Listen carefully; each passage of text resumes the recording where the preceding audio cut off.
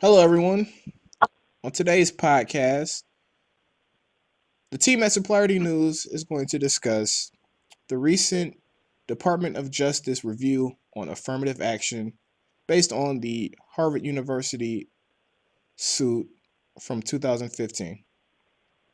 Don't forget to like, subscribe, and comment on the video so we know your thoughts on the topic at hand. Okay, so welcome. That's our new introduction that I just tried out. On today's podcast is me, Jaymie White, with my podcast partner Ray Hayes.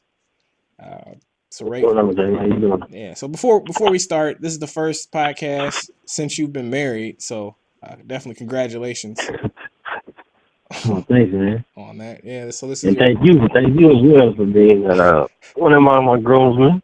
yeah, So, no yeah, problem. we definitely. I know you had fun. So, I definitely enjoyed myself. So, yeah, thank you. Yeah. I wasn't expecting that, but yeah, thanks, man. I appreciate it. Yeah, no problem. Definitely had to give you that shout out. I also included on the weekly mail. I don't know if you saw that. No, I didn't. Congratulating you and I know a Dominique. majority of, unfortunately, like majority when you send out the weekly mail, a lot of mine goes into my spam folder. Yeah, it's one of those. I'm not surprised about that. There's really no way I can like account for that. Because I would get like some like unsubscribes, and if you get a ton of unsubscribes, then like for what Google will do is it'll say, hey, this email that you're getting gets a lot Okay, of unsubscribes, so it's probably spam. Yeah, but I mean okay. it's unfortunate. But definitely all you have to do is if it goes to spam, like just report it as not spam. And then once you like see it, like probably be like 2 weeks. So if you just click open like 2 weeks in a row, then it'll start going to your main, either your folder, like your Nah. promotion folder, and you'll be fine. You should be. Unfortunately for mine, it doesn't. Really, even if you don't 'Cause I've report done it. it several times. Oh, several. Dang. I've done it several times It's to report that it's not spam, but it's still going to my spam every time you send out the daily mail. That's tough. I know it used to go to my spam, but then I literally did like 2, maybe 3 weeks, and then now it just goes straight to my promotions, or no, it just goes to like my email. Uh, And you're using Google. I mean, you're using Gmail, right? Yeah, you use Gmail. yes. Yeah. The only thing I can say I don't is know why mine doing. try it like for 2 straight weeks, and click it as don't report it as spam, and then just open it for like 2 straight weeks, and it should be fine. Uh, Okay. yeah, if not, let me know. We'll kind of go from there. But we I didn't. should have been saying something. My apologies. Yeah, all about it. What you for? I should have been saying something, but No, kept forgetting and listening to you. it's fine. You're not the first one that is going to spam again. Oh, You okay. yeah. Usually you just click on like just report it as don't report this as spam for like 2 weeks and you should be fine. So I'd say try that and then let me know. But Okay. Simple. yeah. But all right. But we didn't come here to talk about spam. We came here to talk about the Department of Justice under the Trump administration, and specifically what they're about to do with affirmative action. So Right. let's go ahead and let's get into it. Now, for some of our listeners, this isn't the first time we talked about affirmative action. Well, Actually, you said it is the first time? it No, is this not. is It is the not. second time, Yeah, actually. it's not. Yeah, Yeah, okay. yeah. Actually, one of our first, it might have been the first podcast was Yeah, University of Texas. Actually, yeah. affirmative I have to action get a case. Yep, exactly that we spoke about. So I guess it's coming full circle a little bit. In terms of the topics, I basically, ironically, just every couple of years it seems like this affirmative action piece comes up when it comes to the government versus education, and exactly what the role of affirmative action should be, if anything at all. Um, it's a complex issue, right? There's right. really no one side to this, but let's talk about what affirmative action is, and then we can get into the current Department of Justice and what they're trying to do with it. Now, Well, James, real quick before we go right into it, I think it would be. I mean, for some people, everybody might not understand the full definition of affirmative action. Some people may have not. Some people know what affirmative action is, but may not know the definition of it. So I think it would be beneficial. I would like to give a definition of the term of what this affirmative action is before we start off with the conversation. yeah, that's what I was gonna do. But yeah, you go for it. Oh, I'm sorry. No, I'm go for sorry. it. If you have it in front of you, because I still have to pull it up. But if you have it in front of you, then go for Okay. it. Yeah. Okay. So, according to the Webster Dictionary, affirmative action is an action of policy favoring those who tend to suffer from discrimination, especially in relation to employment or education. That's what this affirmative action is. Also, another definition of it is an active effort to improve the employment of educational opportunities of members of minority groups and women, sought to achieve a multicultural staff through affirmative action.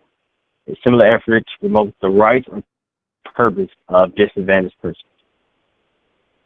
Affirmative action. If you did not know the definition of it, there you go. Yep. Yeah. That's perfect. That's a perfect place to start.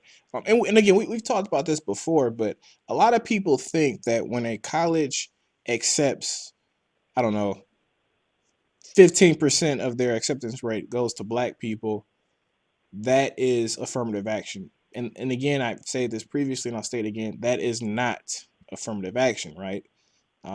What Ray Hayes, just gave in terms of the definition is 100% spot on.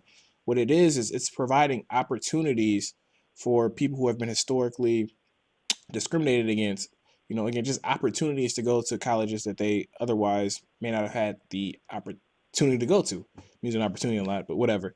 So essentially what happened before is what colleges would do is they would just accept, there'd be 100 schools, right, in whatever area.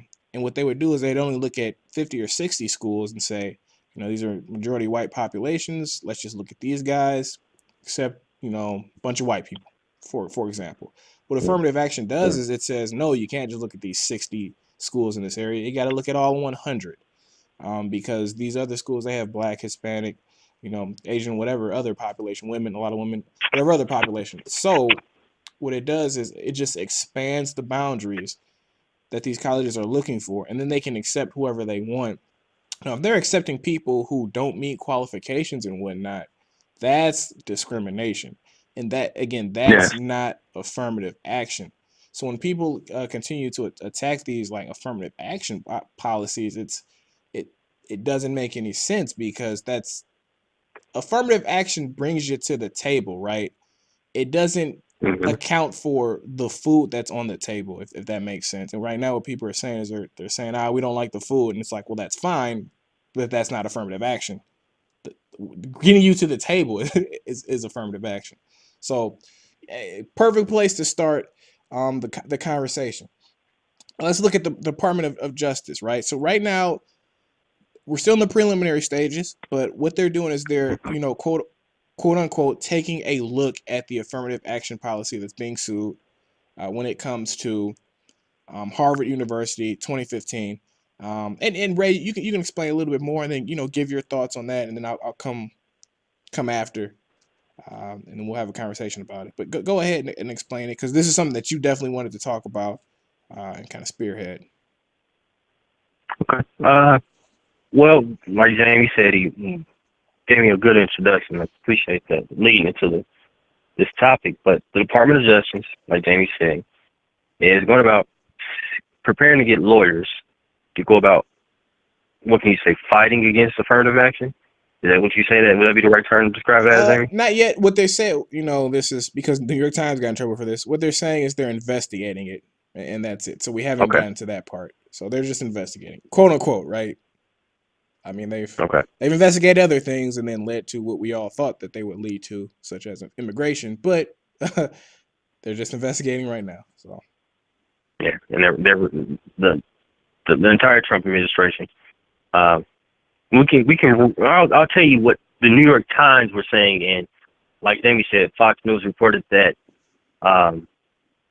the Department of Justice said they're only investigating as of now, but right now they're also redirecting resources of the Department of Justice Civil Rights Division toward investigating and suing, possibly suing universities over affirmative action admissions policies deemed to discriminate against white applicants. And as you can see, I mean, majority when you come into affirmative action, you're in favor of minorities. A lot of white applicants are overlooked because sometimes of affirmative action. And the Department of Justice seems to say, okay, these white applicants are being discriminated against. They have the grades, they have the social background as far as participating in social organizations or being on the sports teams. So why aren't they being admitted? But you're admitting people who score lower on the SAT or the ACT and may not be involved as much, but they're getting to these universities, and in particular Harvard University. So the Department of Justice is saying, okay, let's find out what's going on as to why white applicants are being overlooked, and let's figure out, I guess, a way we can guarantee that these white applicants are not overlooked in the future. Now, I'm not sure how that's going to work, but I did want to point out, according to reports and missions information from Harvard, from Harvard University, next year Harvard will have the most diverse class they've ever had. Yeah, that's interesting. Yeah, and it's very interesting, and it's kind of the fact that it's happening during this time in American society where we're changing the immigration rules. But you see, Harvard, one of, if not the top university in the United States, is welcoming immigrants of all colors and races. But now you have a fight where, okay, the Department of Justice saying you're discriminating against white people, and white people make up most likely the majority of Harvard students, white and usually Asian Americans. And Asian Americans, to piggyback off that, Asian Americans are also saying, well, there's been reports that you have some Asian Americans and lawsuits going out where Asian Americans are saying they're being discriminated against as well by Harvard University in particular. In fact, they had to score higher than their counterparts. I believe it was Asian Americans had to score 140 points higher than white applicants, and they had to score, I believe it was 450 points higher than black applicants. So, I mean, if those numbers are accurate, I mean, they have a point. I mean, there is a point. I mean, there's a question to be, okay, then why isn't so-and-so not getting in over this individual? Well, and clearly they have that grade higher. But there comes more into play as far as the admitting that too. But go ahead, Jamie. Yeah, no, absolutely. That's the point I was going to make is there's more into play than just grades and whatnot. But and let's so there's two things here, right? And then we can talk about how we feel about affirmative action moving forward. But there's two pieces here. The first thing I'm going to talk about is University of Texas, right, with Abigail Fisher. If you recall, Okay. she actually had them review how many students that scored lower than her got into the University of Texas. And when they did that, it was about 50 students got in over her. But of that 50, like less than 10% were black and Hispanic. Right? So the majority of people who got in over Abigail Fisher were white males. Right? So, and who had lower grades. So when we're talking about, the fact that, we're trying to, pinpoint affirmative action specifically, it's just one of many factors in determining if a student can get into a college. So I'm pretty sure if I think the Asian person who's suing Harvard, if I recall, I mean, he went to Duke or something like that. I'm pretty sure if you looked at all the applicants who didn't score as high as him and you put them all, together, I'm willing to bet that majority of it isn't black people, isn't Hispanics. I'm pretty sure the majority of it will be whites, right? Yeah. So yes. So the fact. So what does that mean? Does that mean that we just take the person who scored the lowest, knock him off, and then put in the Asian guy? Well, who's to say that the person who scores the lowest is going to be a black or Hispanic guy? It might be an Asian. I mean, it might be a white person. Like that. You know. So Because like even when you make that point, even though I just say okay, the fact that Harvard is having its most diverse class in its history next year, the freshman class in particular. I'm sorry, the freshman class. right. That freshman class, it's still okay. 50.8% are minorities, right? That's a lot, man. The remaining percent, that's a hell of a lot. Yeah, that is a But you still have that big kind of lot. part. You still have that. You have the white Africans are not the majority now. That's crazy. Who a lot of people are getting because they see there's a I can't say a switch, but things are changing, and in the coming years, I'm sure it's going to change even more. Oh yeah, absolutely. Because about 2020 or what is it 2040, the American population will be the global majority. Yeah, I think it's something like. Globally minority. I think it's something like 2020. Like there'll be more like minorities than white people in America, and then by 2040, the like job people in employment will be more minorities than whites. If that you get what I'm saying? Yeah, that makes sense. Yeah. So you're right. Like 2020, that's about right. That's about right. So they're coming. What's that? 20 in my year. This 2017. So in the next 2.5 years, things are going to be changing like completely. There's going to be a total culture change. True, but then that gets into the question: is affirmative action needed? Is it needed still? Yeah, if that's what's going to be happening, then that means that in 10, 15 years, majority of people who are going to be applying to college are going to be Black, Hispanic, and Asian and whatnot. So since they're already going to be the majority, why is affirmative action needed? Because you still have women. I mean, you would still have women, and you still have those universities who are not falling through as far as okay. Even though times are changing, we're going to stick to the old traditional ways.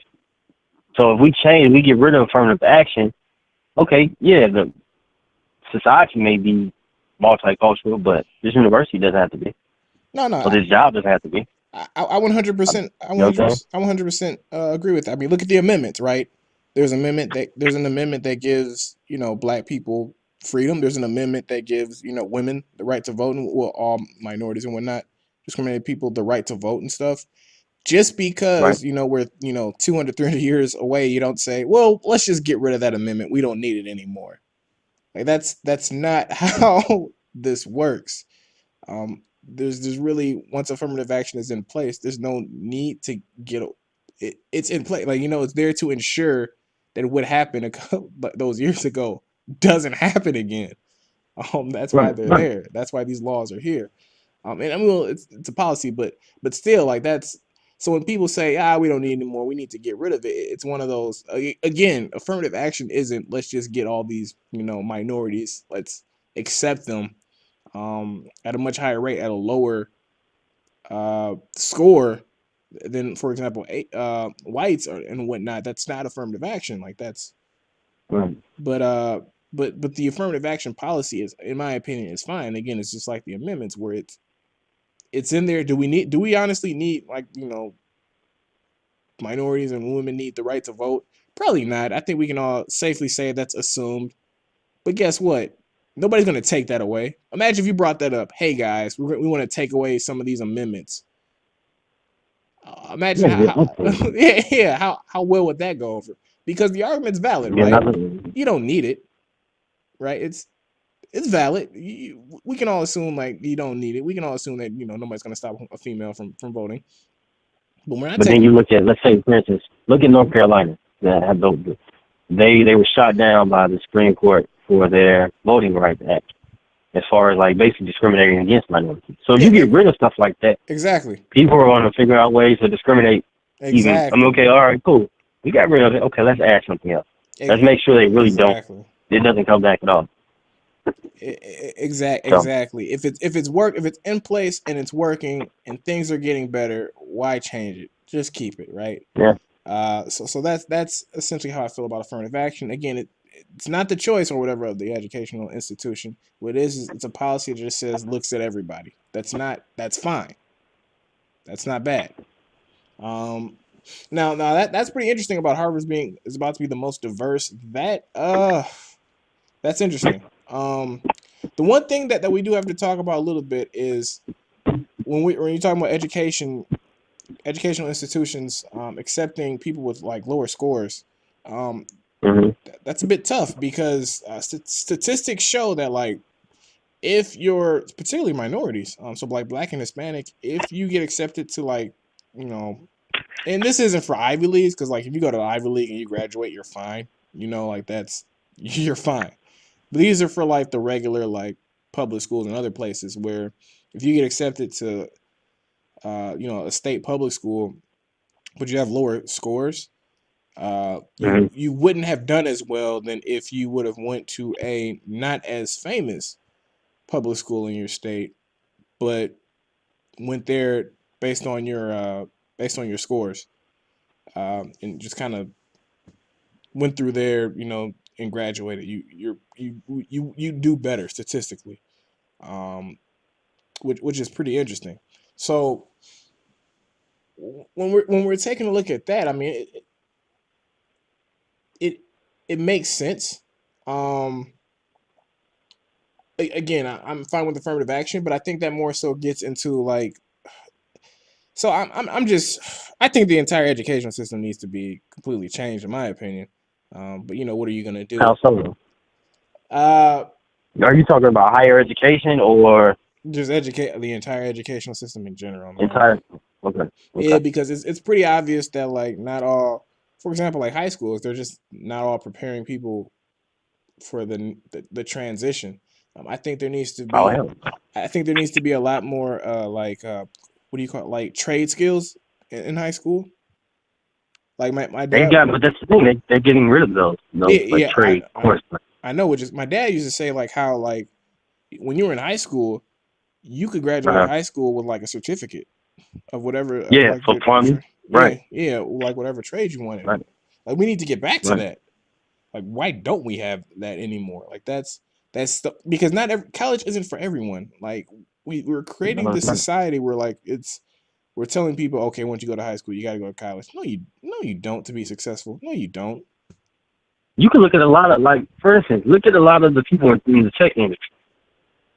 A ton. I don't know the complete number, but a lot of them are not college graduates. They taught themselves how to code or how to fix computers. Yeah, exactly, and that should be an option. 100% sure. Yeah, and that should be an option in high school today. Like definitely, we want to know how to learn how to code and maybe do some front end or back end work, so that you can get a job after this here. Like that should be 100% acceptable, and it's these education how we set up now is just it's either college or almost fail, and that's just ridiculous. And I just don't understand it. In addition to that, there's other like getting into college. Like for example, one of the things I want to take away, which good luck with this will probably never happen, but there's no reason why if you're an alumni of a college, your nephew should get in, right? And, what do you mean by that? I'm not understanding.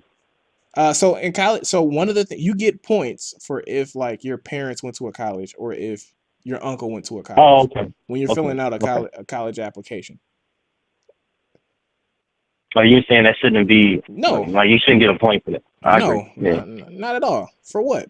Like think about what about people who go to like who's the first time they get kind of points for that as well. If you're a first generation going to college, okay, I can see you getting points for that. But I mean, whether your father think about it. What if that parent is giving money for college? I mean, millions of dollars So wouldn't the college Well, want I to know? mean, they wouldn't even, in that case, if they're giving $1 million to the college, they don't even need that. They're pretty much getting in. But I mean, just to make sure, okay, this person is that guy, that bro, may they're not know getting it. much about giving to the college.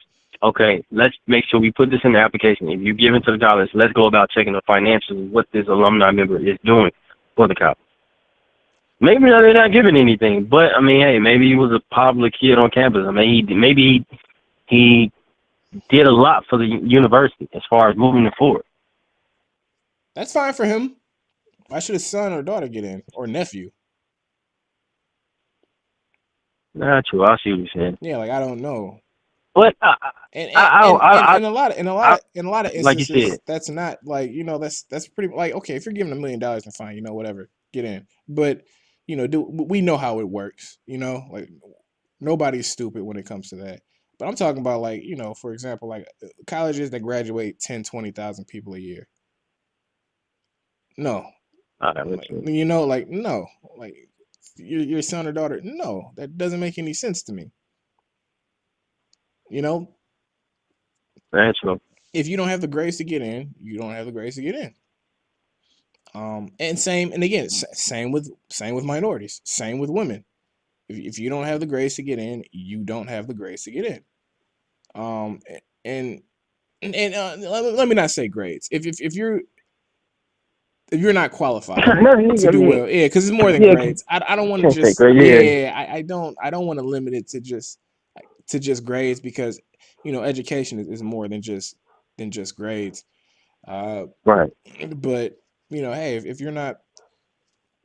if you don't meet the requirements of the college to get in, you don't meet the requirements of the college to get in. Um, and we just go from there. Just accept the most qualified candidates, however you see that But as. there is okay for me, for instance. I mean, I was accepted into Morehouse, but I was put on um, probation. I forget what it's called. I can't think of it. True, but in my But I opinion, was put on probation, you met the right? qualifications, right? Because Not necessarily. well, Yes, I was involved. I was involved in high school. Uh, true, but I know they did sports. true, but Go ahead. in my opinion, when you're looking at a college admissions, there's a couple of things that you're looking at, right? And politics Mm-hmm. are involved as well. What you're trying to do is you're trying to create a freshman class where everybody benefits, right? So, and let's just be real here. Benefit time. That and I'm gonna break that down somewhat. Not Okay. if you're we'll use a majority white school, right? Because Morehouse is a little bit more specific in what they're looking for. Uh, Okay. but Right. but if you're like a majority, you don't want and there's 100 spots. You don't want to accept 100 white people, even if they're all qualified No, versus black, Asian, and Hispanic. You're just not right because and there's nothing wrong with yeah, that. There's nothing exactly. wrong with that either. Statistics show that is a terrible, terrible education environment. Like to have everybody Yeah. who looks like you, in particular when it's white people with just white people. That's really bad. You really don't want that because what happens is as they go through education, they just have that one world view. I don't care if one dude's from Texas and another dude's from New York. They'll still have that and one dude's poor and one dude's rich. They'll still have that one world view. I mean, that's not me. That's statistics, right? Uh, so you don't want But that. So funny you should say that though. Oh, but go ahead. I'll add it to you later. I'll say something later about it. But go ahead. yeah, yeah. I'm sorry. So when we're talking about that, again, politics are involved a little bit. When we're talking about creating that ultimum,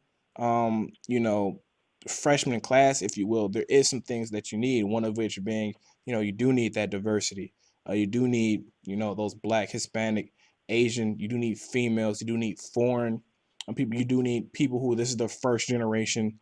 Um, People who are coming through. You do need uh, people with disabilities. Like you need that because what it does is for the guy with the 4.0 coming from Connecticut, it benefits them when they're interacting. The white guy from Connecticut with a 4.0, it benefits them interacting with the black kid from LA who has a 3.6 or whatever, straight from the hood, because now as they're interacting with them, they understand better that, type of person. So when they go back into the world and they have to, let's say they get into politics and they have to create policy, they're not creating they're creating policy with the understanding that, hey, this may negatively affect, some poor person from this area or what have you, or things like that. And I mean, it gets into business, it gets science, like just a lot of things. Like diversity it absolutely helps. So that's what I'm saying. Like when you're talking about, creating, a freshman class and, qualifications and whatnot, those type of things, they matter. And it's not just about score. Like it's just absolutely not. But what are you about to say? No, I wanted, okay, what if we added, okay, we had a school full of all white people, but they were from different socioeconomical backgrounds. Would that make things better? No, it would not. No? No. Okay. Now, playing as devil advocate, yes, we both went to a HBCU. Yes.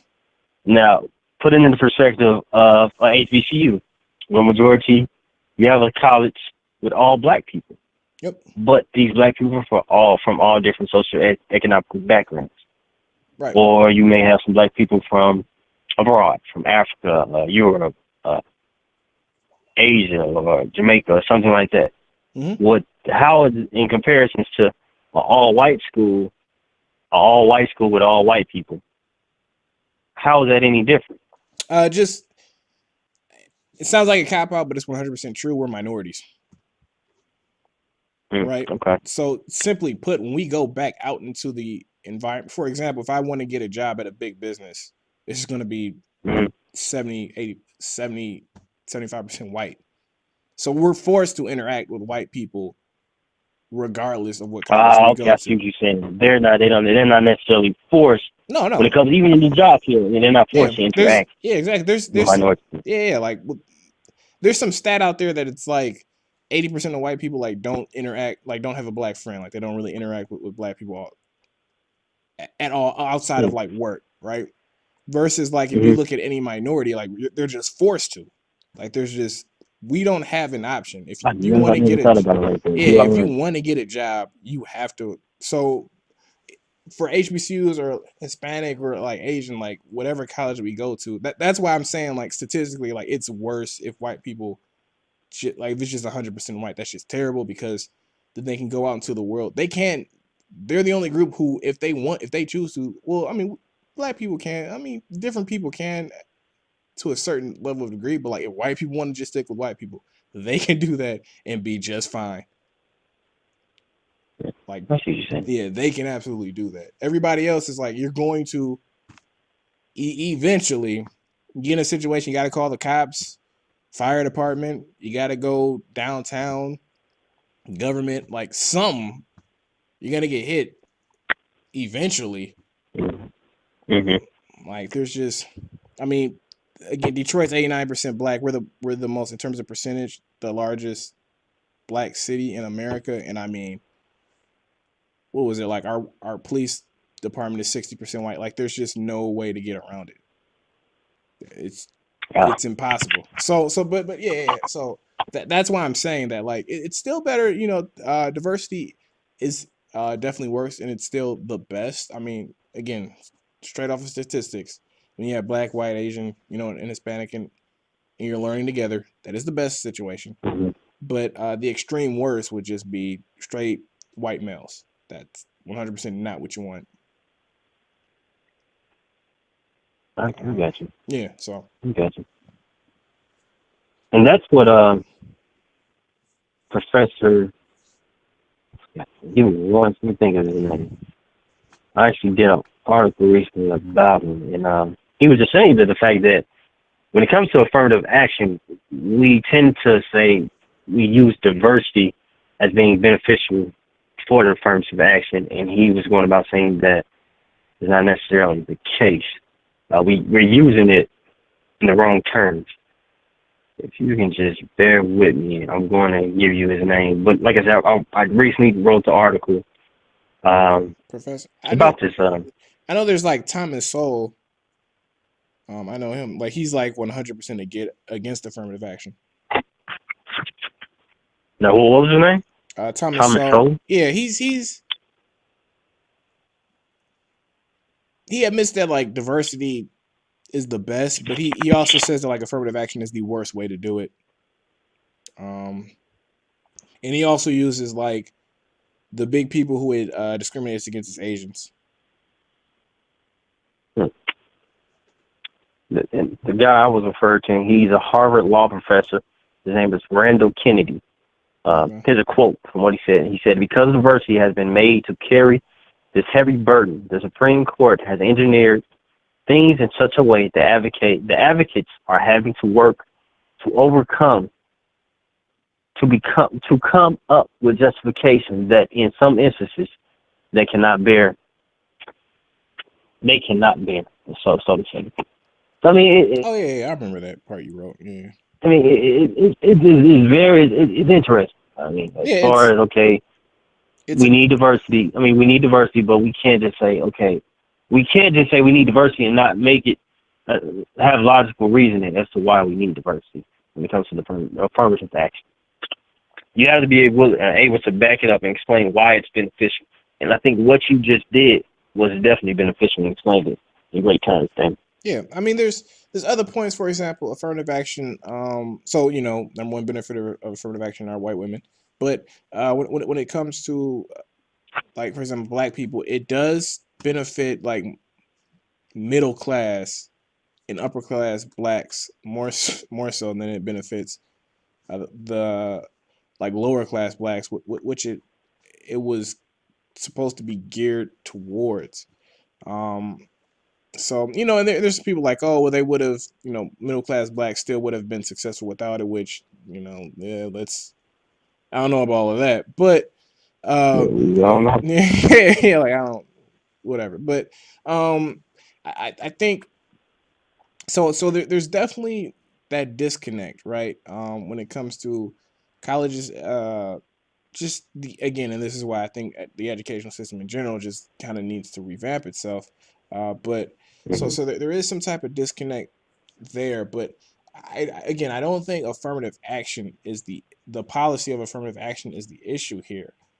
I think we need to take a closer look at, for example, high schools and kind of like what what's coming out of there, and how we can do more to prepare people for college outside of like these, quote unquote prestigious high schools and private colleges, and I mean private like high schools and whatnot. So I think that there needs to be a better job there before we get into college and university, because simply just taking away affirmative action isn't going to do. Okay, you decide that you don't want to accept as many, because let's just put it out there. Let's just be honest. You decide you don't want to accept as many black and Hispanic people, right? Mm-hmm.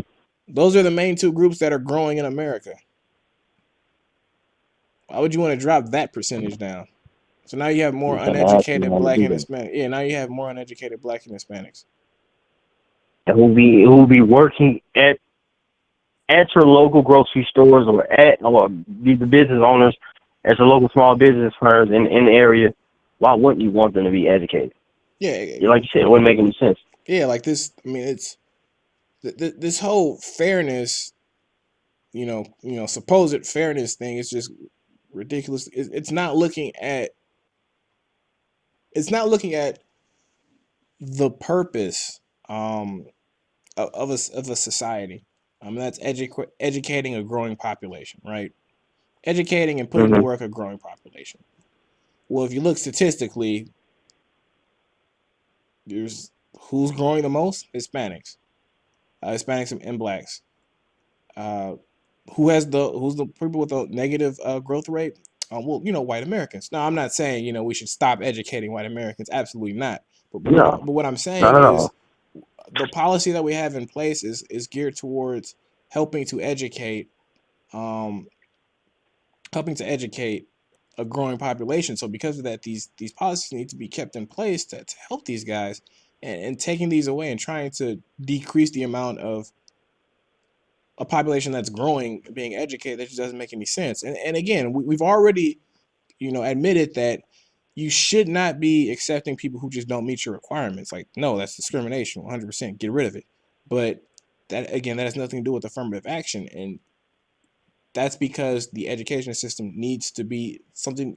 People need to take a look at that. And figure out ways to better answer questions that have nothing to be honest, have nothing to do with affirmative action, in my opinion. But people love to blame affirmative action, so Man, I mean, it's a scapegoat. yep, exactly. You gotta use something as a scapegoat. Whenever Man. poor people can't find jobs, it's immigration. Whenever something seems not beneficial for the people in power, especially like, for example, education, you got to blame affirmative action. Got to blame, diversity efforts, diversity and inclusion efforts. I mean, these are the scapegoats. And hey, Trump got elected, and he promised to decrease immigration. He promised to, And he's doing that. Like, yeah. he's making sure you can respect the man because he's doing what he said he was going to do. Yeah, absolutely. And we before we got on the call, Jamie, we were talking about immigration. I know we're going off topic right now. We're going to wrap it up soon. But like you said, with immigration, the fact that you're putting two groups against each other. Okay, we're going to limit the immigration of non-English speaking and English speaking people to help black people get jobs. Yeah, exactly. Which I have to say this somewhere, so I'm just gonna say it now. As we're like 40 minutes in, but yeah, I was looking at the press conference when they rolled that out, and he gave the example of Detroit and how the increase in immigration has resulted in the loss of black jobs for black people in Detroit, and that's just like, are you kidding me? Like, I get where he's coming from, but Detroit is probably the worst example. Like, the reason why black people have been losing jobs is, three things, right? Number one, jobs are going out of America, right? They're going to Mexico. Mm-hmm. Number two, automation. It's just cheaper to do jobs now. So they're automated by technology. And then number three, right, the jobs don't exist anymore. So I mean, things, the way that cars were built in the past, they needed certain operators that they just don't need anymore. So like, right, unless you can stop people from bringing jobs overseas, which clearly he can't. Although the carrier example where they kept jobs for a year and then they still laid off everybody. So he can't do that. Can't stop automation because it's just too cheap, and he can't stop companies from saying this job no longer exists. So since you can't do that, so basically all this is inevitable right now. Exactly. So what you need is more training programs so that you can train people who do, like, if they do lose their job, so they can segue into another industry. And just some prime example. on immigration. Look at the infrastructure. Exactly. How we're fixing up the infrastructure. Okay, and we're fixing up the infrastructure, changing out the water main system, sewer systems, so on and so forth. We need more skilled plumbers. We need bricklayers. We need mason work done. We need all that. So like you said, it's inevitable for us the automation and everything else to happen. Okay, let's prepare people. Okay, let's get them a job in construction. Let's teach them these skills or introduce them to the skills of what they can do and the jobs they can have after high school. Yeah, absolutely. Like 100%. So why not, like you said, add this stuff we need to put it back into the school system. Yeah. And it's more than that. You need to, teach kids how to, be entrepreneurs, or teach them how to code. And I know a lot of people, a lot of schools are introducing coding and all that, but eventually the coding, people going into coding is going to be flooded. with tons of people, Oh, right? absolutely. Oh, So yeah. teach them other skills when it comes to computer. How to fix a computer, how to operate a printer, how to fix a printer. Like, there's more skills to be learned. Yeah, let's. I know I talked about coding right now, but there's more skills we can teach children. Yeah, you know what we should do one time. So for example, right now our unemployment is at like 4.3% right now. Uh, Right.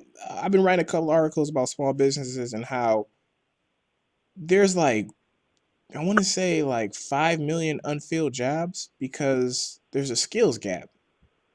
Hmm.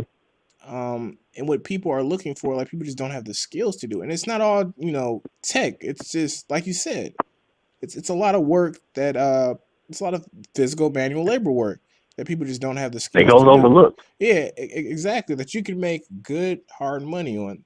That Yeah. like for example, it was something like on like somewhere in Texas, like roof people who like help build roofs. There Hmm. was a company out there who usually he gets immigrants to do it. Obviously we're stopping immigration now, so he has a bunch of unfulfilled jobs. You know. Which Yeah. ironically enough, that actually works for Texas, right? Not for Detroit. Hmm. But anyway, Hmm. so that's why I'm saying like the Detroit example was a terrible one. Probably should have used like Dallas. But anyway, so because of that, he's actually increasing the amount of money he's paying per hour because he can't find anybody to do it. Wow. But the thing is, like, if Americans don't want to do that job, what do you do? Exactly. Right? You And you you have cut someone immigration, willing to do that job. but here's the thing: if you've cut immigration, right? You decreased immigration, Right. and Americans won't do that job. What do? You just go out of business. No. I mean, you can't. I mean, because that's the source of your how you feed your family. Yeah, So you have to develop. I mean, something yeah, has but to give. how do you like? These are the jobs. Like these are like that type of job in specific. You're Like gonna that's where immigrants come in, you're right? gonna overpay. You're gonna have to. I mean, yeah. But without immigrants, you're gonna have to overpay people, Right, but that's what I'm saying. Like, what do and you you're not do? gonna make as much money. But that's what I'm I'm saying. sorry. Though, like people don't want to do that job. Period. Right? Because what people fail to realize, we weren't planning on going to immigration, but just real quick, and then we'll wrap it up. But when it comes to a society, America is very very unique. But essentially, what happens is when you have like those lower skill, lower paying jobs, that's essentially where the immigrants came in, right? You come over, you get like that low skill job, you do what you can, and then you raise your family, and that second generation is supposed to like do better than you and grow it up. But because we're cutting immigration, those low skill companies that have low skill jobs, they're not being filled. So I now see what we you're have saying. yeah, so now we have a bunch of like small businesses that just can't operate because there's no we've decreased that immigrant labor. Yeah. America, right? So anyway, but like Make us great again. yeah, make America great again. But anyway, Yeah. yep. So just a lot there that we kind of have to go through. But one of the things I would love to do is like have a podcast about just talk about some of the unfulfilled jobs, job opportunities that are out there that maybe people can listen to, and if you want to know more about, just You let know us what? know. Maybe I can let him find a list of those on field Yeah, jobs for and what sure. jobs. I mean, that Oh yeah, we definitely can. and we come back next week and come back and talk about it next week. Yeah, yeah, Maybe that'll be something. Or the next week prior. I mean, but yeah, I definitely agree. We need to talk about those jobs. yeah, man. So we could definitely do that. But yeah, so we've been going for kind of long here. We're almost 50 minutes in, but you know, we weren't here. We haven't been here for a while, so this one was obviously going to be a little bit longer. But hey, that's our thoughts on affirmative action. A little bit about immigration, but give us your thoughts.